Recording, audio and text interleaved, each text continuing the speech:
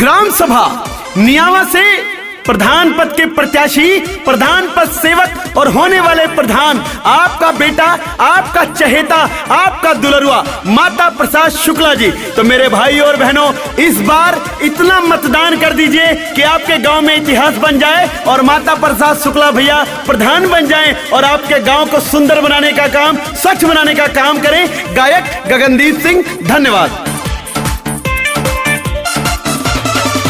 जीत के जलवा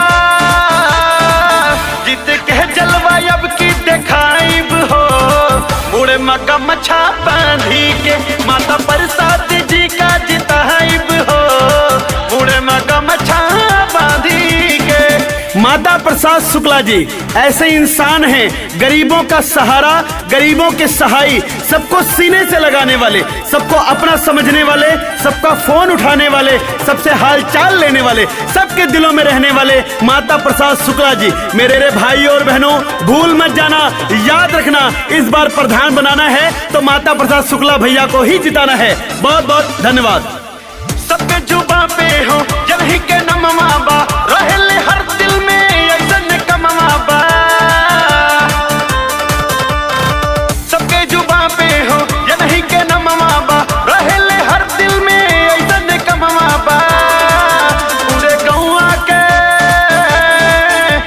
गौआ के सपना सजाइब हो, उड़े मगा मछा बांधी के माता प्रसाद जी का जिताइब हो, उड़े मगा मछा बांधी के। गांव की कोई भी समस्या हो, माता प्रसाद शुक्ला भैया तुरंत पहुंचते हैं। कोई भी गांव का मामला हो, कोई भी गांव में दिक्कत हो, किसी का भी मामला हो, चाहे वो अमीर हो चाहे वो गरीब हो, किसी जाति पांति में अंतर नहीं करते, सबको अपना समझने वाले केवल माता प्रसाद शुक्ला भैया को जिताएंगे। और इस बार नियावा से ऐतिहासिक वोट देकर मतदान करके माता प्रसाद शुक्ला भैया को प्रधान बनाएंगे। धन्यवाद। माता प्रसाद जी के सबही ता जाने ले, केहू ना यस बाटे जे नहीं माने ले। माता प्रसाद जी के सबही ता माने ले, केहू ना यस बाटे जे नहीं जाने ले। पोलिंग पे